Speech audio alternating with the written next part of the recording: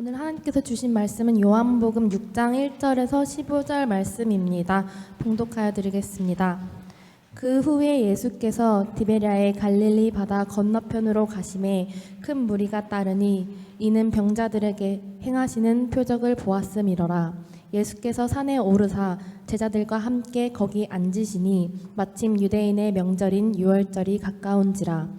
예수께서 눈을 들어 큰 무리가 자기에게로 오는 것을 보시고 빌립에게 이르시되 우리가 어디서 떡을 사서 이 사람들을 먹이겠느냐 하시니 이렇게 말씀하심은 친히 어떻게 하실지를 아시고 빌립을 시험하고자 하심이라. 빌립이 대답하되 각 사람으로 조금씩 받게 할지라도 200데나리온의 떡이 부족하리이다. 제자 중 하나 곧 시몬 베드로의 형제 안드레가 예수께서 여짜오되 여기 한 아이가 있어 보리떡 5개와 물고기 2마리를 가지고 있나이다. 그러나 그것이 이 많은 사람에게 얼마나 되겠사옵나이까. 예수께서 이르시되 이 사람들로 앉게 하라 하시니 그곳에 잔디가 많은지라. 사람들이 앉으니 수가 5,000명쯤 되더라. 예수께서 떡을 가져 축사하신 후에 앉아있는 자들에게 나눠주시고 물고기도 그렇게 그들의 원대로 주시니라. 그들이 배부른 후에 예수께서 제자들에게 이르시되 남은 조각을 거두고 버리는 것이 없게 하라 하심으로 이에 거두니 보리떡 5개로 먹고 남은 조각이 12바구니에 찼더라. 그 사람들이 예수께서 행하신 이 표적을 보고 말하되 이는 참으로 세상에 오실 그 선지자라 하더라. 그러므로 예수께서 그들이 와서 자기를 억지로 붙들어 임금으로 삼으려는 줄 아시고 다시 혼자 산으로 떠나 가시니라. 이는 하나님의 말씀입니다. 반갑습니다. 이제 마침내 개학을 했네요. 어제는 이 개강 첫날이었는데 눈보라가 몰아치는 첫날이었습니다. 채플 수업이 어제 처음 있었습니다. 10시 반에. 근데 우리 채플이 거의 이 교회가 꽉 찰 정도로 학생들이 많이 왔습니다.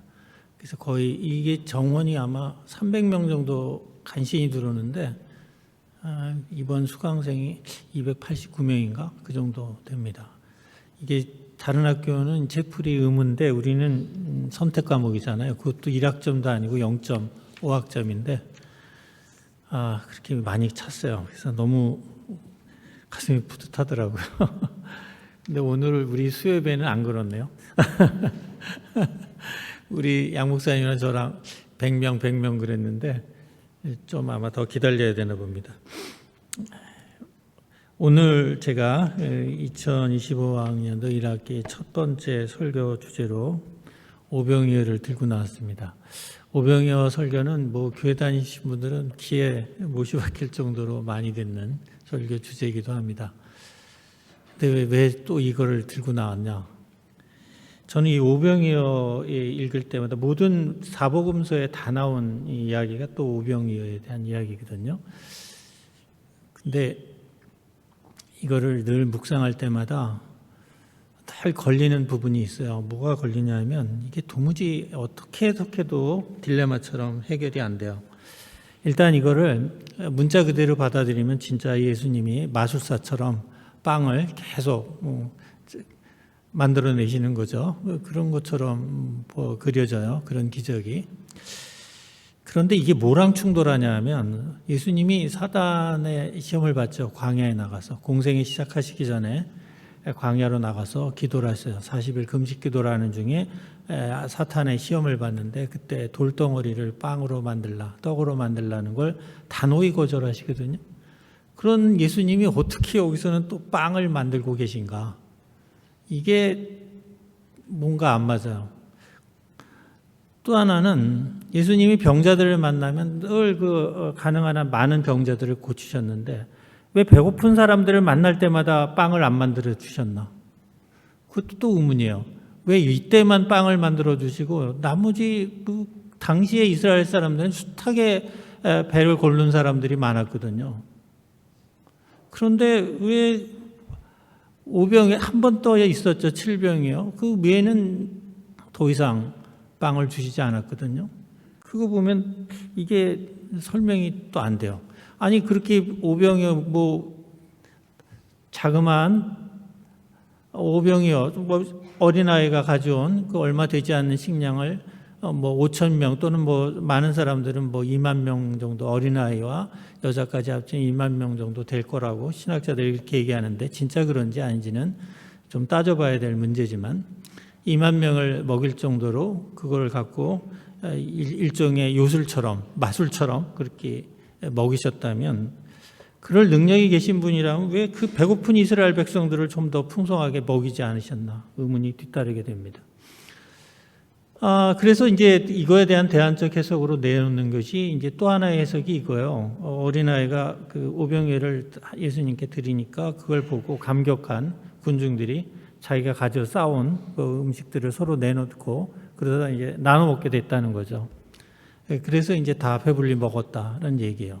근데 이것도 또 설명이 좀 그렇지 않은 게 아니 당시에 그 사람들이 뭘 그렇게 먹을 게 있어가지고 그걸 도시락을 싸갖고 다닐 정도로 예수님을 따라온 무리들이 도시락을 싸갖고 다닐 정도로 그렇게 먹거리가 풍성했나? 아니 또 의문이 또 생겨요.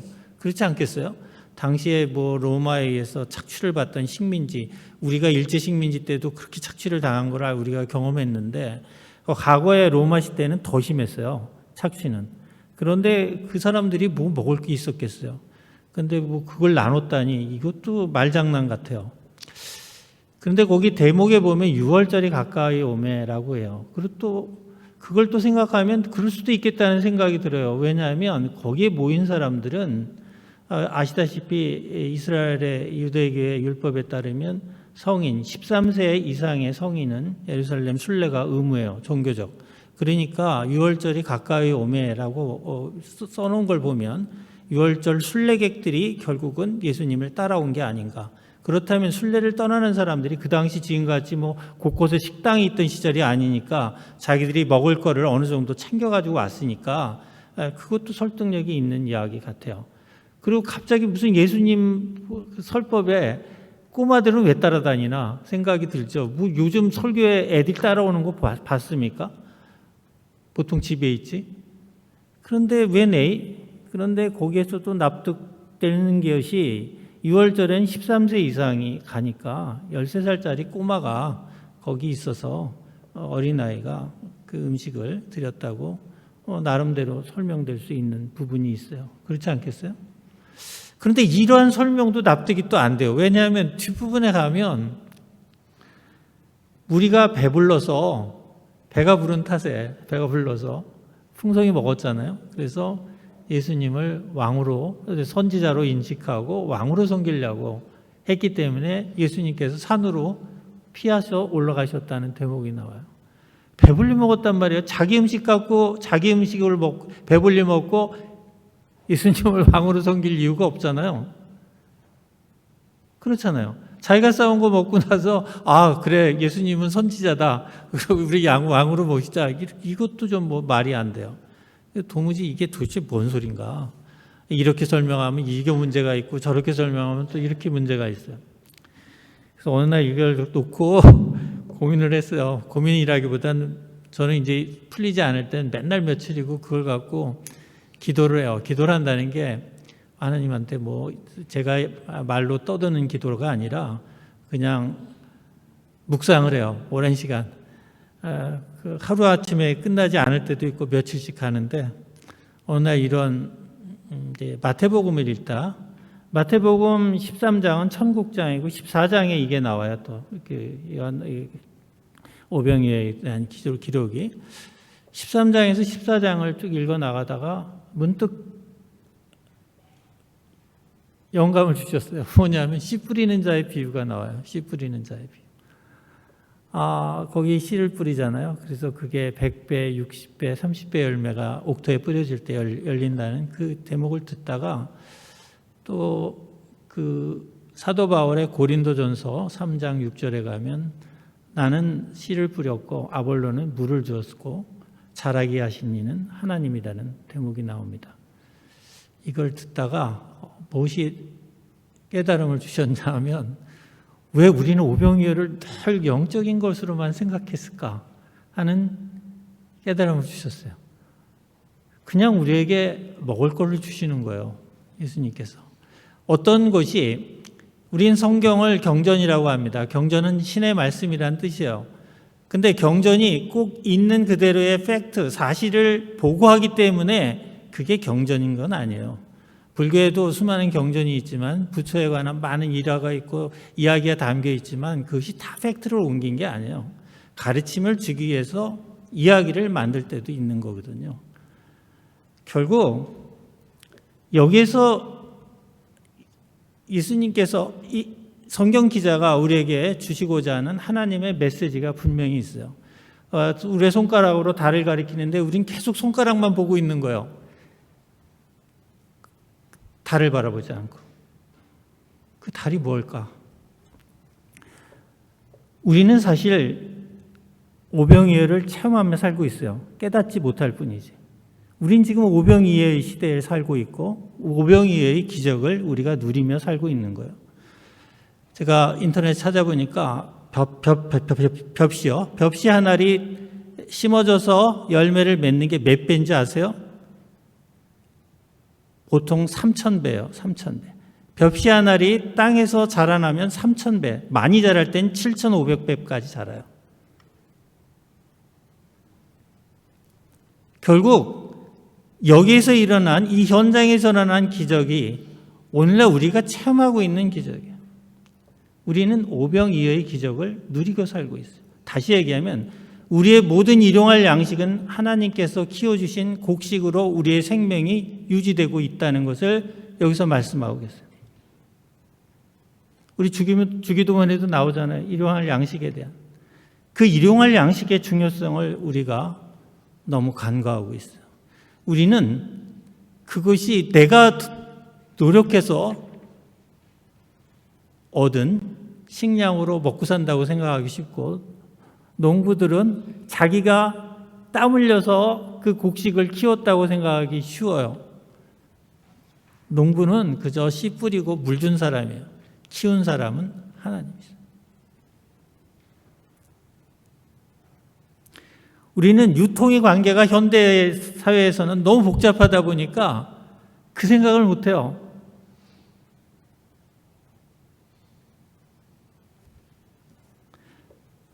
어떻게 보면 어린아이가 바친 오병이어는 씨앗과도 같은 거고, 하나님이 예수님이 하늘을 보고 축복하셨을 때 그것이 100배, 60배, 30배로 축복받는 결실이 돼서 우리를 지금 먹여 살리고 있는 거예요.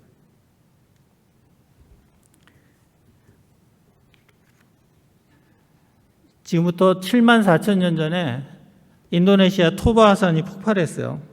그게 VEI라고 하는 화산 폭발 지수, 분출 지수 8인데 이게 화산 폭발의 제일 강도가 높은 거예요. 7만 4천 년 그거 폭발한 이후에 여태까지 한 번도 없었어요. 그런 폭발은. 그게 폭발을 하고 어떤 일이 벌어졌냐? 거의 생태계가 붕괴돼 버렸어요. 그 당시 살아있던 인류의 대부분이 다 죽고 만 명 정도밖에 못 살아남았어요.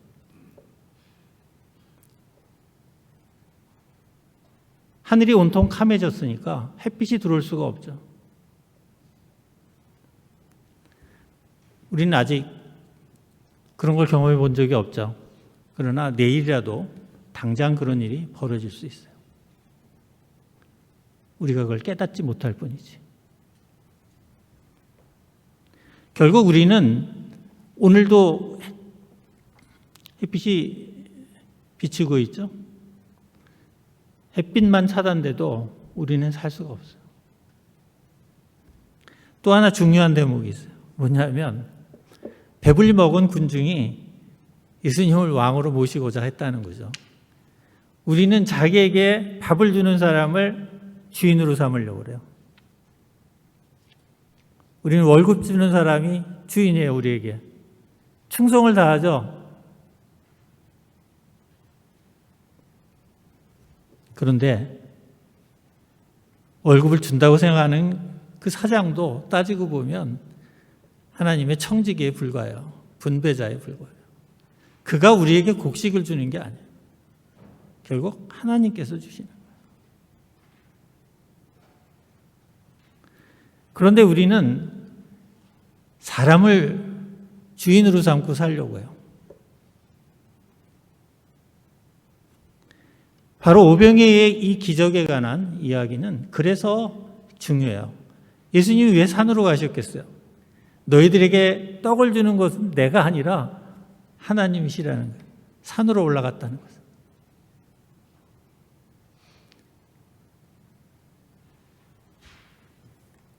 우리가 이 진리만 알아도 신을 믿지 않을 사람이 아무도 없어요. 그런데 오늘날 세상에는 하나님을 믿지 않는 사람이 너무 많잖아요. 왜? 나에게 생명을 유지시킬 수 있는 생명의 양식을 누가 주느냐는 거예요. 영적 양식 말고 육의 양식. 그걸 누가 주느냐? 그걸 누가 준다고 생각하겠어요?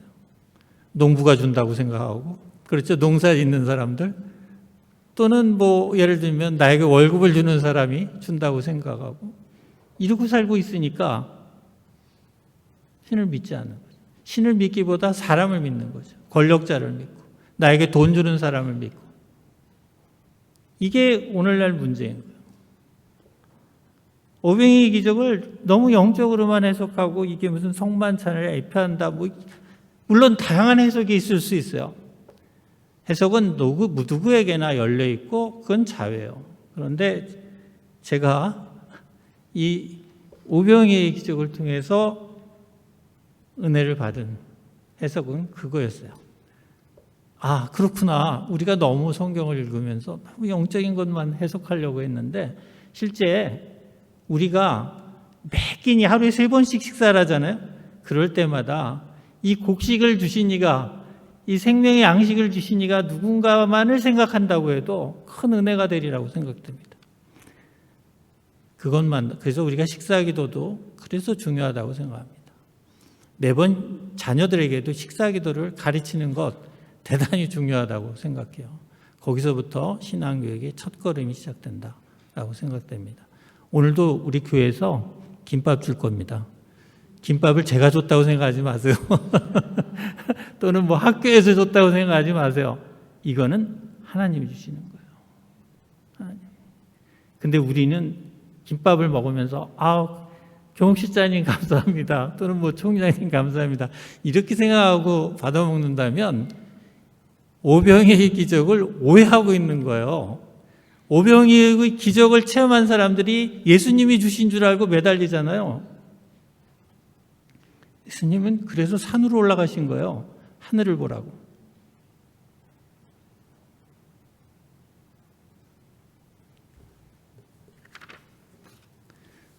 우리가 매 끼니 밥을 먹을 때마다 이 생명을 유지시켜 주시는 하나님께 감사하는 마음을 갖기를 바랍니다. 네, 기도하시겠습니다. 하나님 아버지 감사합니다. 오늘도 많은 것이 부족한 저를 단위에 세우시고 오병이에 관한 귀한 말씀을 함께 나눌 수 있게 하시니 주님께 감사와 경배를 올립니다. 저희들이 매 끼니 먹을 때마다 주님께 감사함을 잃지 않게 하여 주시옵고 여기서부터 우리 신앙생활이 바로 서게 하여 주시옵소서. 오늘도 주님께서 함께하여 주실 줄을 믿사오며 예수님의 이름으로 기도합니다. 아멘.